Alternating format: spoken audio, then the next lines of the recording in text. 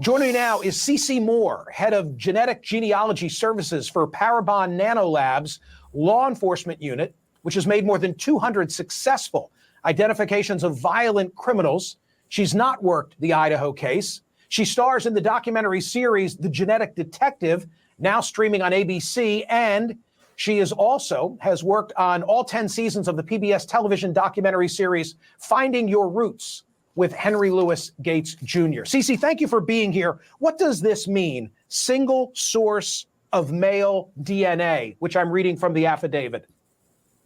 It means there were no other DNA detected on that, meaning sometimes you can have a mixture. You can have multiple people's DNA. You want to have single source DNA if at all possible, because that really just ties that one person to that item. Now, it was likely that this was touch DNA. Certainly it's possible there was blood. They didn't tell us what type of DNA, but most likely it was touch DNA. And that would typically be just a few skin cells. This might have been a very small amount of DNA, but because of today's technological advances, we can detect even the tiniest bit of DNA. How reliable is touch DNA if it is skin cells in comparison to, say, blood? It's a great question. It is more transferable. So of course you would like to have blood, you would like to have semen or saliva, and they might. They haven't shown all their cards. We don't know all that they have.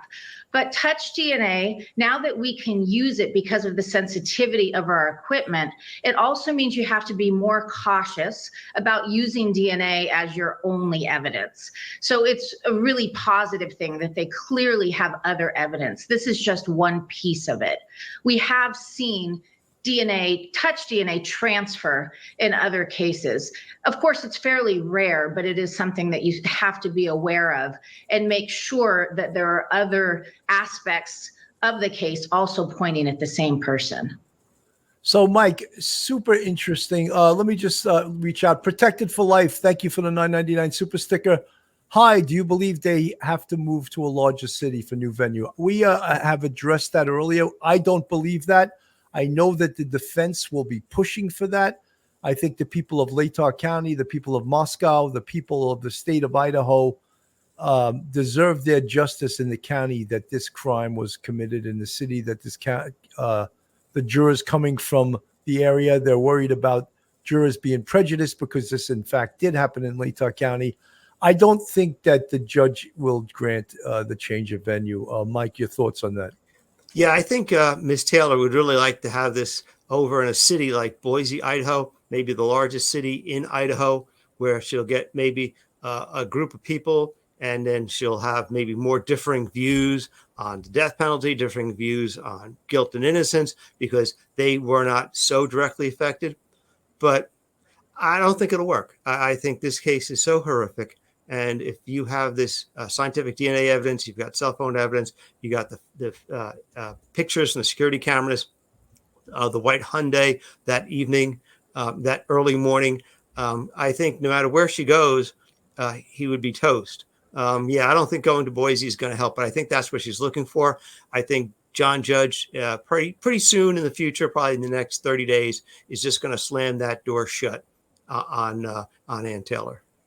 So we look at that knife sheath again. The knife was not recovered, and people will have questions about that. Where is the knife? Where is the knife? People will always want to know. Well, I think if Brian Kohberger had the perfect crime, he wouldn't have left the knife sheath there either, but he did, and that obviously was a mistake.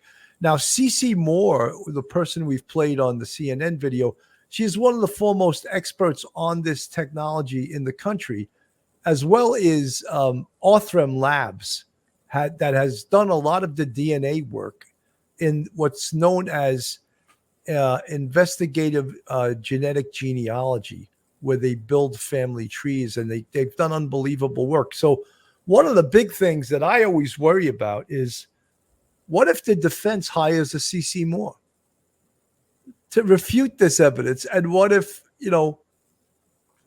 someone as prominent as her comes up with all the what ifs?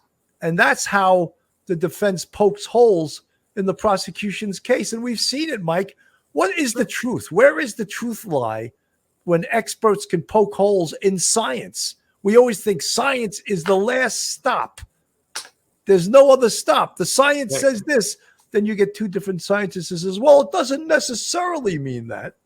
Your thought? Yeah, I am sure that Ann Taylor will have a DNA specialist. I would imagine the DNA specialist is probably someone who's worked in a lab like that. Maybe they've written papers on it. Maybe they presented it all kinds of places around the world, and they're considered experts.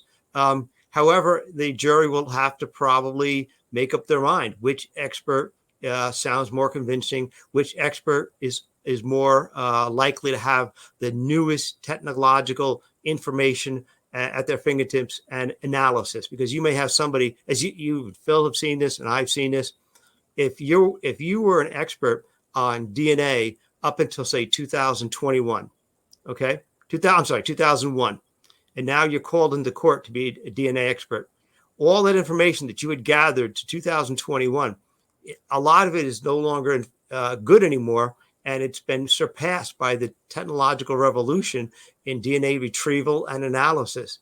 So if she has someone who's been sorry, out of the game for a while, it may not be so good. But they will absolutely have a DNA specialist to say, well, yeah, it seems like 99.999998, but if maybe there was some degradation of the material, then it wouldn't be 99.999998 exclusion. It would be, say, 1 in 3, something like that. You could just have some sort of play with the mathematics, with the numbers, and what ifs, what about this, what about that? And the jury's going to have to sift through it. And that on a case like this, there's going to high profile cases. We're going to see this in the Rex Sherman case in New York. I'm sure there's going to be an expert for the defense trying to refute the state's case. Absolutely. Mike, I was more thinking of saying that the defense may say, oh, Brian Kohberger was previously inside that house.